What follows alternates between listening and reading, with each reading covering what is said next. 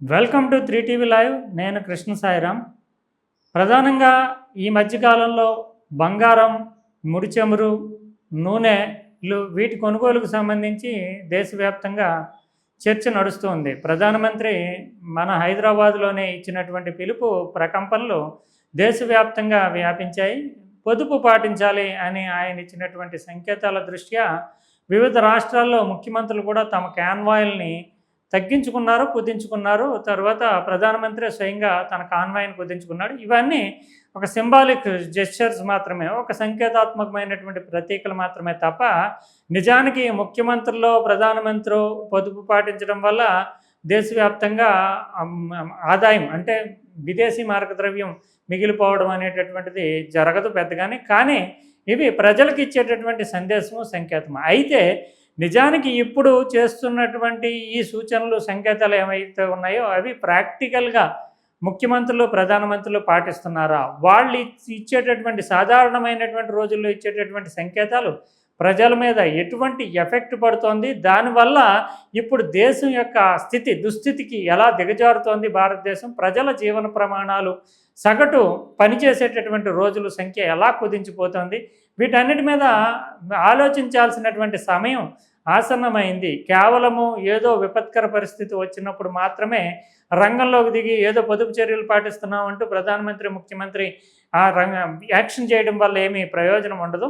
ఒక క్రమ పద్ధతి ప్రకారము దేశం యొక్క ప్రమాణాలు పడిపోవడానికి, ప్రజల యొక్క ఉత్పత్తి ప్రమాణాలు పడిపోవడానికి ఈ నాయకులు, ప్రభుత్వాలే కారణమవుతున్నాయంటూ ఆంధ్రజ్యోతి రాధాకృష్ణ ఒక సీరియస్ అబ్జర్వేషన్ రాశారు. మనకు తెలుసు ఆంధ్రజ్యోతిలో వచ్చేటటువంటి పొలిటికల్గా వాటికి సంబంధించినటువంటి రిపర్కషన్స్ ఉంటాయి. అంతేకాకుండా రాధాకృష్ణ ఒక జర్నలిస్ట్గా చాలా సీరియస్ కామెంట్స్ చేస్తూ ఉంటాడు. అటు మోడీ ప్రభుత్వాన్ని వ్యతిరేకించడంలో ఆయన ఎప్పుడు ముందంజలోనే ఉంటాడు. అయితే ఇటు చంద్రబాబు నాయుడు కావచ్చు, రేవంత్ రెడ్డి కావచ్చు, ఆయనకి రాజకీయంగా చాలా సన్నిహితంగా ఉండేటటువంటి ముఖ్యమంత్రులే. ఆయన అప్పటికే చాలా సందర్భాల్లో వాళ్ళు చేస్తున్నటువంటి తప్పులను కానీ, ఇతరత్ర సందర్భాల్లో ప్రభుత్వ విధానాల్లో లోపాలను కానీ ఎత్తి చూపడంలో ఎక్కడా వెనకాడు. ఇది నిజానికి ఒక శ్రేయోభిలాషి అయినటువంటి జర్నలిస్ట్ పాత్రని ఆయన పోషిస్తూ ఉంటాడు. ఎందుకంటే నేరుగా యుద్ధం వాతావరణం లేకుండానే క్రిటికల్గా ఎత్తి చూపడం ద్వారా ప్రభుత్వాలు దారి తప్పకుండా చూసేటటువంటి ఒక బాధ్యతాయుతమైనటువంటి జర్నలిస్ట్ అనాలు ఒక రకంగా. ఇంకో రకంగా అంటే శ్రేయోభిలాషి అయినటువంటి విమర్శకుడు, సమీక్షకుడుగా ఆ పాత్ర పోషిస్తూ ఉంటాడు. తన కొత్త పలుకు కాలంలో తాజాగా ఈ దేశవ్యాప్తంగా చర్చ జరుగుతున్నటువంటి బంగారం కొనుగోళ్లు, ఇతరత్ర ముడి చమురు, వీటికి సంబంధించినటువంటి ఇష్యూస్ని రేజ్ చేస్తూ ఆల్రెడీ వివిధ మాధ్యమాల్లో, మీడియాల్లో దీంట్లకు సంబంధించి చర్చ జరిగింది కనుక ప్రజల జీవన ప్రమాణాలు, ప్రజల యొక్క ఉత్పత్తి సామర్థ్యాన్ని ప్రభుత్వాలు ఎలా దెబ్బతీస్తున్నాయనే దాని మీద ప్రత్యేకమైనటువంటి కాన్సన్ట్రేషన్ చేస్తూ ఇది ఇలా జరిగితే కనుక భవిష్యత్తు ఎలా ఉంటుంది, ఎటు పెట్రోలు, బంగారం వీటన్నిటినీ పక్కన పెడదాము, అసలు దేశంలో ఏం జరుగుతుంది అనేటటువంటి కొత్త ప్రశ్నల్ని ఈయన కొత్త పలుకులో లేవనెత్తారు. ప్రధానంగా ఈ మధ్యకాలంలో కేంద్ర ప్రభుత్వం కానీ గడిచినటువంటి 20 సంవత్సరాల కాలంలో కేంద్ర ప్రభుత్వం ఉపాధి హామీ పథకాన్ని పెద్ద ఎత్తున ప్రచారం చేసుకుంటూ పని లేని రోజుల్లో గ్రామ ప్రాంతాల్లోనూ, ఈ మధ్యకాలంలో అయితే పట్టణాలకు సమీపాల ప్రాంతాల్లో కూడా ఉపాధి కల్పిస్తున్నాము, దాని ద్వారా ప్రజలంతా ఏమి అంటే డబ్బులు లేనటువంటి పరిస్థితి లేదని చెప్తున్నారు. కానీ ఒకవైపు పని లేనప్పుడు ఉపాధి కల్పించాలి, కానీ పని ఉండి కూడా పనిచేసే కూలీలు లేనప్పుడు ఏం చెయ్యాలి? ఇప్పుడు తెలంగాణలో ఎదురవుతున్నటువంటి పరిస్థితి ధాన్యం కళ్ళాల్లో ఉంది. ధాన్యం కొనుగోలు చేస్తే వాటిని ట్రాక్టర్లో లేదంటే లారీలకు ఎక్కించేటటువంటి హమాలీలు, కూలీలు దొరకటం లేదు. దాంతో కొనుగోళ్ళు ఆపేశారు. ఈ పరిస్థితికి సమాధానం ఎవరు చెప్తారు? పని ఉంది, పని చేసేవాళ్ళు లేరు. ఇదివరకైతే బీహార్ నుంచి, ఉత్తరప్రదేశ్ నుంచి కూలీలు వచ్చి ఆ పని చేసేవారు. ఇప్పుడు అక్కడి నుంచి కూడా రావడం మానేశారు. అటువంటి పరిస్థితుల్లో మన దగ్గర ఎవరు పనిచేసేవాళ్ళు లేరు. అలాగని మానవ వనరులు లేవా అంటే మానవ వనరులు ఉన్నాయి. వాళ్ళను పూర్తి స్థాయిలో సోమరిపోతులుగా తయారు చేయడానికి ప్రభుత్వాలు 20 ఏళ్లుగా ఒక క్రమ పద్ధతిలో ఈ సిస్టమ్ని ఇంప్లిమెంట్ చేసుకుంటూ రావడం వల్ల ఇప్పుడు పని చేయాల్సిన అవసరం లేదనేటటువంటి ధోరణికి ప్రజలు వచ్చేసారు. ఇది చాలా తీవ్రమైనటువంటి పరిస్థితులు. అందులో మరోవైపు కన్జ్యూమరిజం, వినియోగదారుత్వం అంటే కొండం అనేటటువంటిది అప్పుల రూపంలో, ఈఎంఐల రూపంలో ఒక కూలీ పని చేసుకుని చిన్న చితకా పనులు చేసుకునేటటువంటి వాళ్ళ చేతిలో సైతం 2 సెల్ ఫోన్లు ఉంటున్నాయి. ఇది కన్జ్యూమరిజం పెరిగిపోవడానికి కారణము. దీనివల్ల ఎవరు కూడా సంక్షేమ పథకాల రూపంలో కట్టేవాళ్ళ మీద పన్ను వేస్తూ వీటినన్నింటినీ నిధులను మళ్లించడం అనేటటువంటిది ఒక దారుణమైనటువంటి పరిస్థితికి దారితీస్తోంది. ఇది భవిష్యత్తులో చాలా తీవ్రమైనటువంటి పెను ప్రమాదానికి సంకేతంగా నిలుస్తోంది. బంగారం, ముడి చమురు ఇలాన్నీ అందరికీ తెలుసున్నటువంటి విషయాలే. కానీ ఒక సిస్టమేటిక్ వేలో ప్రజలని తమ మీద డిపెండ్ అయ్యేటటువంటి స్థితిలోకి తీసుకొచ్చాయి. రేపొద్దున అప్పు చేసి పప్పు కూడా అన్నట్లుగా ప్రభుత్వాలు నడుస్తున్నాయి, ప్రజలు నడుస్తున్నారు. రేపొద్దున ప్రజలు సంగతి పక్కన పెడితే ప్రభుత్వాలకి అప్పులు ఇచ్చేటటువంటి అప్పులు పుట్టేటటువంటి పరిస్థితి లోపిస్తే ఈ సంక్షేమ పథకాలు ఇంప్లిమెంట్ చేయకపోతే అప్పుడు ఎదురయ్యే పరిస్థితి ఏంటి? ప్రజలు ఒక్కసారిగా అల్లల్లాడిపోయేటటువంటి వాతావరణాన్ని కల్పిస్తారంటూ చాలా తీవ్రమైనటువంటి స్థాయిలోనే రాధాకృష్ణ ధ్వజమెత్తారు. ప్రధానమంత్రి నరేంద్ర మోడీని చాలా క్రిటికల్గా విమర్శిస్తూ ఉంటారు. కానీ ఇప్పుడు మాత్రం ఈ దుస్థితి నుంచి బయటపడేసేటటువంటి సామర్థ్యం ప్రధానమంత్రి నరేంద్ర మోడీకే ఉంది. అత్యంత శక్తిమంతుడైనటువంటి ప్రధానిగా ఆవిర్భవించినటువంటి నరేంద్ర మోడీ హయాంలోనే ఈ రాష్ట్ర ప్రభుత్వాలు చేస్తున్నటువంటి ఖర్చు, కేంద్ర ప్రభుత్వం చేస్తున్నటువంటి ఖర్చుకి కళ్ళెం వేసి సంస్కరణలు చేపట్టడం ద్వారా సిస్టమైజ్ చేసి ఈ విధానాన్ని మార్చాలి. ఎందుకంటే విపరీతమైనటువంటి సంక్షేమ పథకాలు అభివృద్ధి సంక్షేమానికి మధ్య బ్యాలెన్స్ లేని ధోరణి వల్ల ప్రభుత్వాలు గాడి తప్పి నడుస్తున్నాయి. ఇది దీర్ఘకాలం కొనసాగేటటువంటి అవకాశం లేదు. ఇదే జరిగితే ఒక్కసారిగా ప్రభుత్వాలు కుప్పకూలిపోతాయి. ప్రజలు ఏం చేయాలో తెలియనటువంటి పరిస్థితిలో, అంటే అంతవరకు అందినటువంటి స్కీమ్స్ లేదంటే అంతవరకు అందినటువంటి నగదు లేకపోవడము, పని సంస్కృతి లోపించడంతో ఒక్కసారిగా వ్యవస్థలు కుప్పకూలిపోతాయి. దీని నుంచి అప్రమత్తం కావాలనేది ఏబిఎన్ రాధాకృష్ణ తాజా కాలంలో విశ్లేషించినటువంటి విషయం. దీంతో పాటుగా మీరు సంక్షేమ పథకాలు అమలు చేయడానికి గాను మద్యం విధానం, నిజానికి 2 తెలుగు రాష్ట్రాలకి ఒక ప్రధానమైనటువంటి వనరుగా మద్యం ఉంది. మద్య నిషేధం అమలు చేస్తాము, దానికోసం చర్యలు తీసుకుంటున్నామంటూ ఆంధ్రప్రదేశ్లో గతంలో వైఎస్ఆర్ కాంగ్రెస్ పార్టీ ఎన్నికల ప్రణాళికలో హామీ ఇచ్చి ఆ తర్వాత మద్యాన్ని ప్రభుత్వ కంట్రోల్లోకి తీసుకొచ్చి చీప్ లిక్కర్ రకరకాల రూపాల్లో తాము సొంతంగా బాగుపడడానికి, అదే సందర్భంలో ప్రభుత్వానికి ఆదాయం పెరగడానికి ద్విముఖమైనటువంటి వ్యూహంతో అనుసరించి మద్యం కొనుగోళ్ళని అమ్మకాలని పెంచినటువంటి ధోరణి వైసీపీ హయాంలో, ఎందుకంటే ఆ స్పష్టమైన హామీ ఇచ్చి కూడా చూసాం. ఇప్పుడు చంద్రబాబు నాయుడు హయాం వచ్చిన తర్వాత మళ్ళీ ప్రైవేటైజేషను, తర్వాత వేలంపాట్లు ఇవన్నిటిని పెట్టి ఇవి నిజానికి బెల్ట్ షాపులు రావడానికి వీటన్నిటికీ దారితీస్తుంది.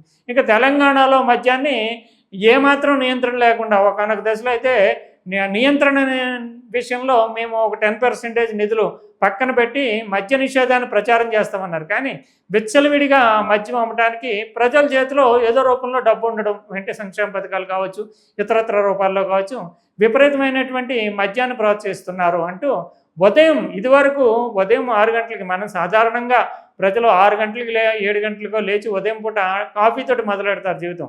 కానీ విచ్చలవిడితనం పెరిగిపోవడం వల్ల ఇప్పుడు మందుతోటి మొదలెడుతున్నారు.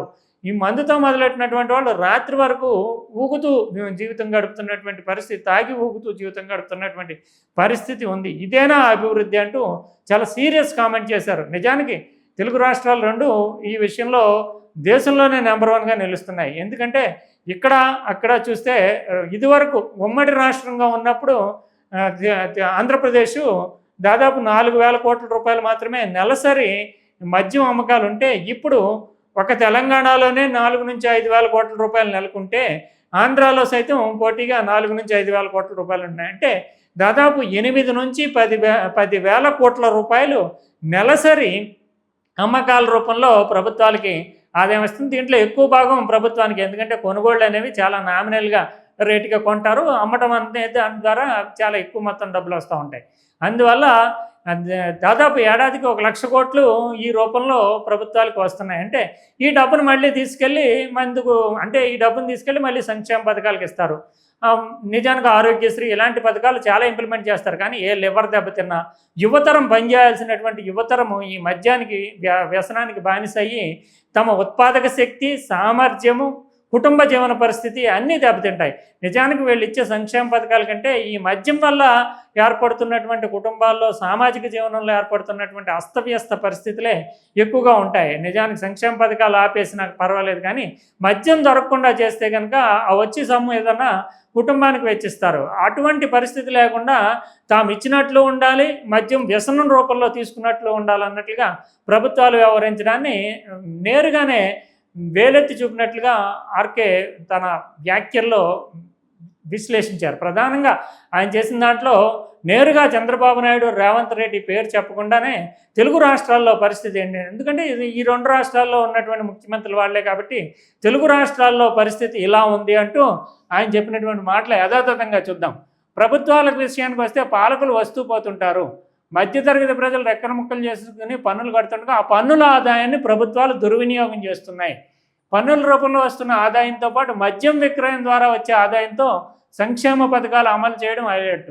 ప్రజలను సోమరులుగా చేయడమే కాకుండా, అంటే ఏమి పని లేని వాళ్ళుగా చేయడమే కాకుండా వారిని తాగుబోతులుగా మార్చేస్తున్నటువంటి పాపం ఎవరిది? రాజకీయ పార్టీలది కాదా? సాధారణంగా మనం నిద్ర లేచిన తర్వాత ఏ కాఫీయో టీనో తాగుతాము. ఇప్పుడు తెలుగునాట అంటే రెండు తెలుగు రాష్ట్రాలు, ఆంధ్రప్రదేశ్, తెలంగాణ. తెలుగునాట ఉదయాన్నే మందు తాగేవారు కనిపిస్తున్నారు, రాత్రి పొద్దుపోయే వరకు ఆ మత్తులోనే ఉంటున్నారు. ఈ పరిణామాన్ని అభివృద్ధి చెందడం అందామా అంటూ తెలంగాణలో కూలీలు దొరకపోవడము, పనిచేసేవాళ్ళు దొరకపోవడము, ఇలాంటి అనేక అంశాలని ఆయన ప్రస్తావించారు. అంతేకాకుండా ఇప్పుడు ముఖ్యమంత్రులు, ప్రధానమంత్రి చాలా పొదుపు చేస్తున్నామని చెప్తున్నారు, కానీ గతంలో ముఖ్యమంత్రులు, మంత్రులు ఎలా ఉండేవారు?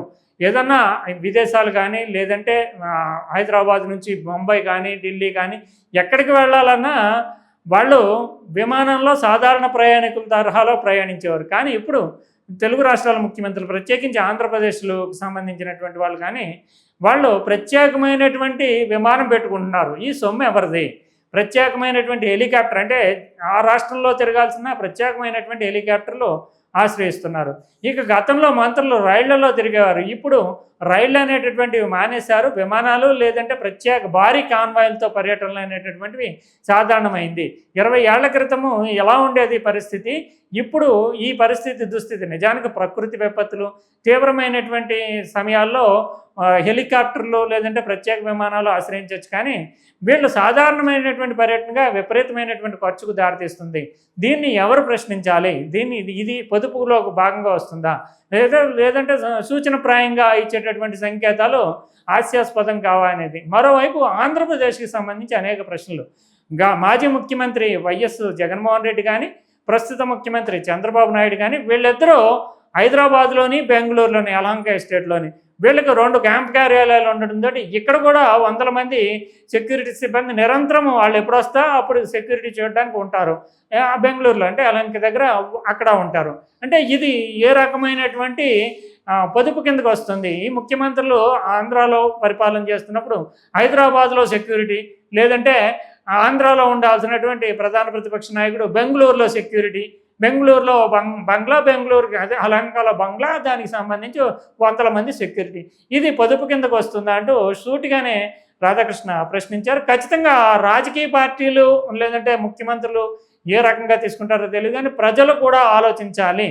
ప్రజల్లో అప్రమత్తం చేయడానికి వీళ్ళు ఎవరు చేస్తున్నటువంటి సంకేతాలు, ఇస్తున్నటువంటి సంకేతాలు ఏమంటే కేవలం సూచనప్రాయంగా, లేదంటే తాము పొదుపు చేస్తున్నామంటూ ప్రధానమంత్రి దగ్గర మార్కులు కొట్టేయడానికే తప్ప వీళ్ళ వ్యవహారం అంతా దుర్వినియోగానికి దారితీసే విధంగానే ఉంది అనేటటువంటి స్పష్టమైనటువంటి హెచ్చరికగా తన కాలంని ఈసారి తీర్చిదిద్దారనే మనం చెప్పాలి.